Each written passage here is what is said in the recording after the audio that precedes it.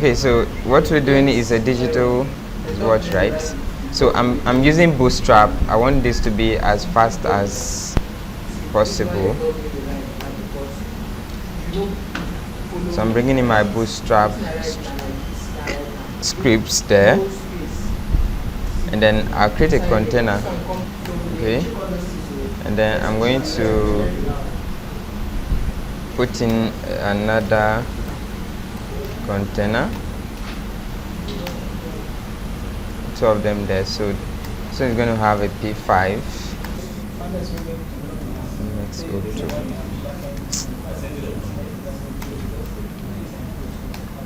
okay, so this is where I'm going to put in my clock. Let's say I create another. This is going to be a H1, so I'll have a group of span. So this is span, and I'm going to write here to be 12.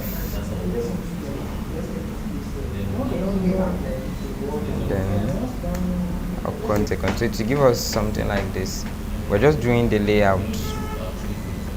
That's why I'm writing normal timing inside. When we're done, we'll use JavaScript to change all of that values. Okay, I want to make it look kind of, so I'll change this one to digit dark, and then pad it a bit by 3, make it a rounded object, and yes, and then make this one to be text light. So this is going to now change the background in there to be dark. So everything should have text center. Now move it in the center. So basically my design is done. I'm ready to move to JavaScript. Set interval. Now the set interval function is used to repeat code execution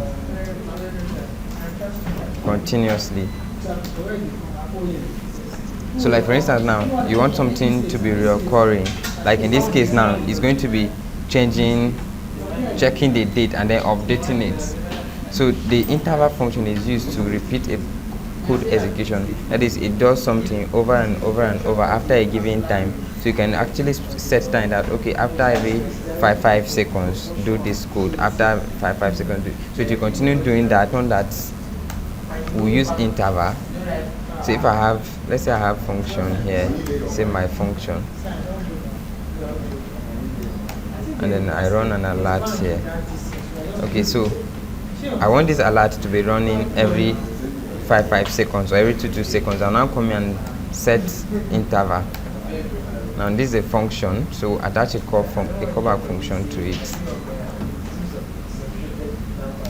Okay, so I'll now call my function in here, then come down to this place and then set the time. So the time is in milliseconds. If you write 1000, it means it's 1 second. So if I made it, let me use 2 so that it will run fast. So every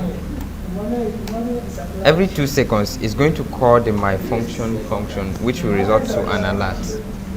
It's going to wait 2 seconds, run alert. Wait another 2 seconds, alert will come. Yes.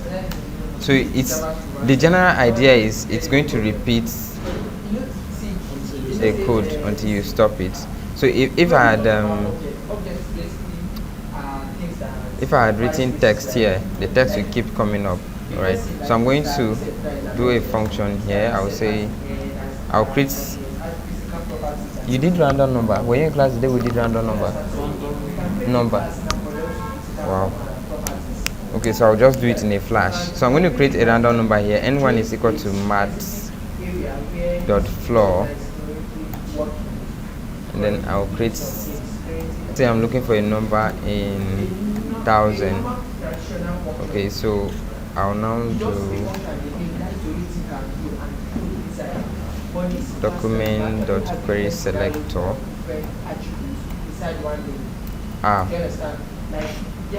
dot inner HTML equal to N1. So I'm going to create hour here, id equal to hour.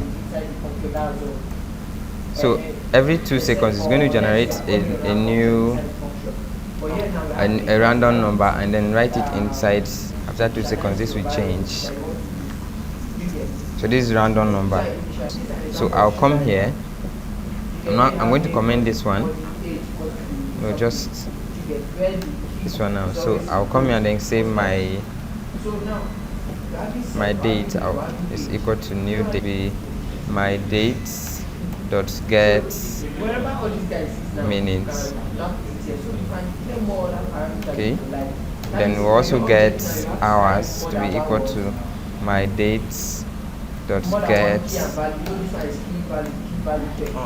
hours there. So if we call the my function now, it's going to be checking date, like it's going to be putting back the date to us. So here is going to be my statement. I'll now come and say so that we'll see a practical example. So I'll now set this to be running after what?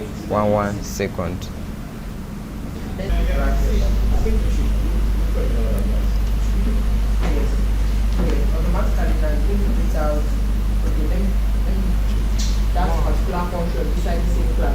So we're now going to do for 3. So that was hour, this is second, and then it should be minutes. So I'll come here and then add, this is hours, right? So we should have here to be hours. Here is second, here is minutes. Okay, so I'll go to my HTML. The first one is hour, right? The second one is supposed to be minutes, and then the third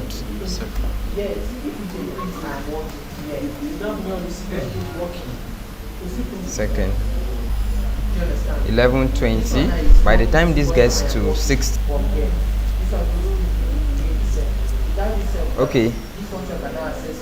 Now these are done methods. We had to do 3. Actually, we are done with that example. That's what we're looking for. So we're done with it. So in done methods, this is actually going to slow down. Like for a simple app like this, no problem. But then having too many done methods slows down your program. So let's make this better. I already constructed this here, so I'll just come here and copy the line, the whole of that span line. I'll go there and copy it, then come here and say let's maybe text to be equal to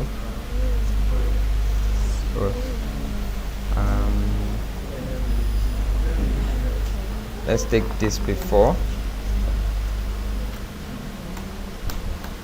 or I can say let's use time, let time be equal to. Now this is HTML. It's actually supposed to come out in quotes. So now we can remove backtick. We've used backtick before. This is backtick, so that I can write these as variables. So I'll bring my dollar, and then this is here, right? I'll say this is minutes, then come to this place, this is second, then you close it. Now this is inside a single variable, and then you are going to make just one done method.